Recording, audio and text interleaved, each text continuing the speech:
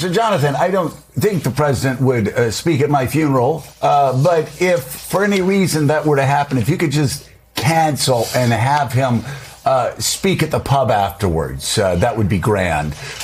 Maybe toasting a beer. I mean, Lindsey never saw a war he didn't like. I mean, I think what has gotten the president's goat, as they say, is the fact that Lindsey was one of the chief proponents.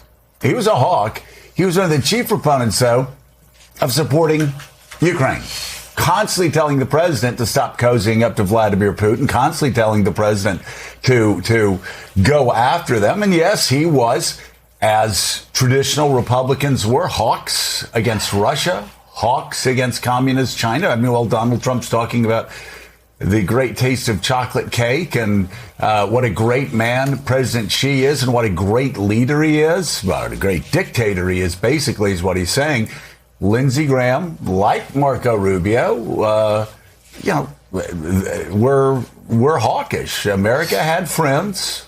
America had enemies. That's how Lindsey looked at the world. That's how Marco looks at the world. That's how Reagan looked at the world. That's how Republicans used to look at the world. They didn't used to cozy up to communist China. They didn't used to cozy up to Vladimir Putin.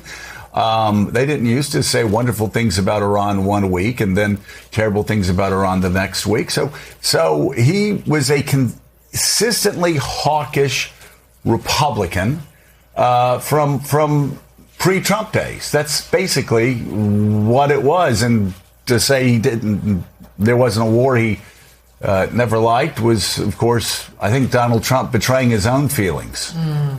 Yeah, I mean, Joe, at your eventual funeral, may it not happen for many, many, many decades, we will try to curtail talk of airstrikes. That is my pledge to you. Please. But yeah, this is we know Lindsey Graham, has advocated long. He though a shapeshifter in much of his political life, he did absolutely have some consistent feelings, and he believed in a muscular American military presence around the world, a muscular foreign policy. And he long advocated believing that the hardliners in Tehran were a threat not just to Israel and the Gulf, but to the United States. And certainly he had been advocating for an attack like this. And we've seen some behind-the-scenes footage, this new documentary that's coming.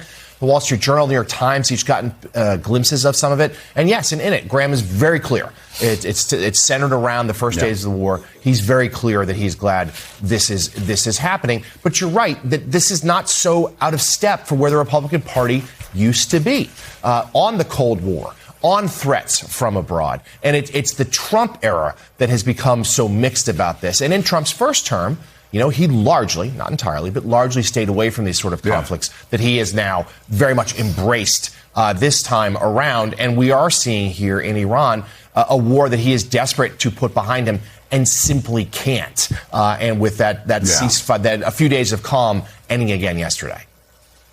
Well, let's listen to more of the president's eulogy. I'm sure there's a part or two that's more moving and complimentary and poignant about my friend Lindsey. No matter how heated things got in Washington, virtually everyone, Republican or Democrat, liked Lindsey. Well, not everybody, but it sounds good. Not everybody.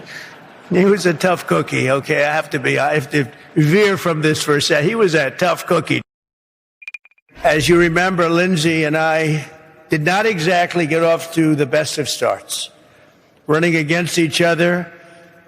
Back in 2016, Lindsey said something rather nasty on his flight to becoming the next president of the United States. So naturally, I did something that I shouldn't have done. I shared his personal cell phone number with the millions of people that happened to be watching that particular day as I made a speech, a very important speech. That was the beginning of a friendship in a way. But it was Lindsey who had the last laugh because while I blew up his phone all for one day, we became great friends, and Lindsey did not stop calling me for the next 10 years. It was not easy. Oh, my God. I'm thinking of Ted Kennedy's eulogy of his brother Bobby. Is this a eulogy at a funeral? And he asked, why not? Ed Luce, thoughts on the president remembering his, quote, good friend Lindsey Graham? Yeah, so I'm maybe slightly disagree with you, Joe, which is a rare event. The sort of policy of honesty, even in a eulogy at a funeral, I don't think is necessarily that disrespectful. It's saying, well, not everybody liked Lindsey Graham. That's probably true, although he was actually quite likable. He engaged with people who disagreed with him and was never personal. It's striking how many Democrats who were strong political and ideological opponents still liked him. And I think most famously, when Hillary Clinton was in the Senate, she actually got along with a guy who, tried to bring down her husband over the Monica Lewinsky issue, and had been a real scourge of the Clintons when they're in the White House. So he was very engaging. But, President Trump would say the same thing about he never met a war he didn't like about John Bolton. And I'm not sure he was wrong about John Bolton either.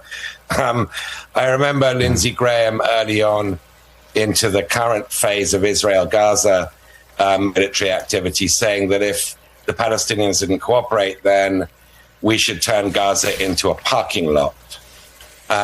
He did have not just a sort of quite hawkish stance on the Middle East and other regions of the world, but he had a pretty vivid way of expressing his hawkishness. So I don't necessarily disagree with President Trump's characterization, even though the setting, Washington Cathedral, with Senator Graham's body there in front of him, was probably not optimal occasion to make that observation.